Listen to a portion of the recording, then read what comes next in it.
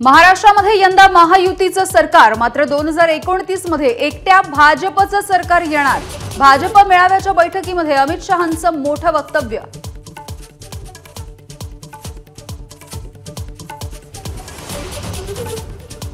अति आत्मविश्वासामुळे आपली विकेट पडू देऊ नका। भाजपच्या मेळावा बैठकीमध्ये फडणवीसांचा कार्यकर्त्यांना कानमंत्र। उद्धव ठाकरेंचा जनाधार संपल्याची ही टीका।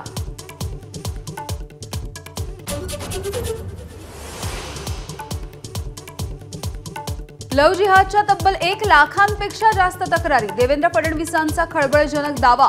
अनेक प्रकरणांमध्ये खोटी ओळख दाखवून लग्न झाल्याचाही उल्लेख।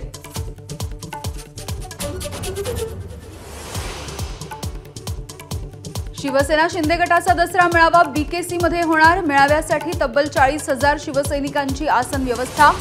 फुटीच्या नंतरचा तिसरा दसरा मेळावा।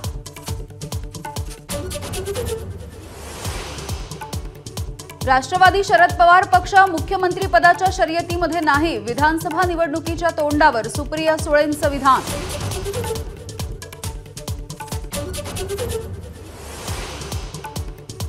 घटस्थापनेपर्यंत महाविकास आघाडीचं जागा वाटप बहुतांश पूर्ण होणार, तर दसऱ्याच्या मुहूर्तावर तिन्ही पक्ष जागा वाटप जाहीर करणार। बैठकीनंतर आव्हाडांची माहिती।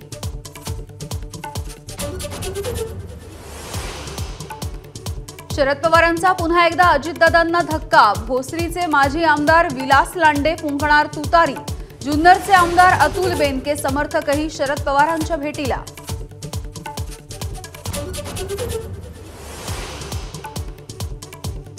बदलापूर प्रकरणामधील फरार आरोपींना दिलासा देण्यासाठी हायकोर्टाचा नकार।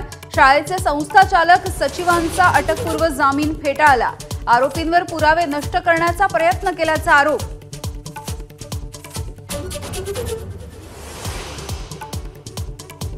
बदलापूर नगरपालिकेमध्ये सकल मराठा समाजाचा राडा। छत्रपती शिवाजी महाराजांच्या पुतळा उभारणीमध्ये भ्रष्टाचार झाल्याचा आरोप। अधिकाऱ्यांच्या दालनामध्ये फेकल्या खोट्या नोटा।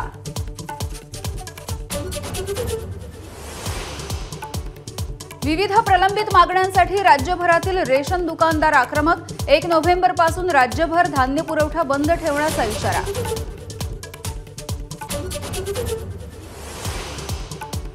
अभिनेता गोविंदाच्या पायाला गोळी कशी लागली? घटनाक्रम एबीपी माझाच्या हाती। स्वतःचीच बंदूक साफ करताना चुकून गोळीबार।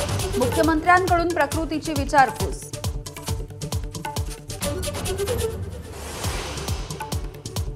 आणि टीम इंडियाने दिमाखात कानपूर कसोटी जिंकत 2-0 ने मालिका घातली खिशात।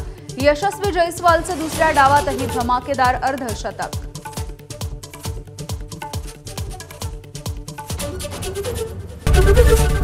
एबीपी माझा, उघडा डोळे बघा नीट।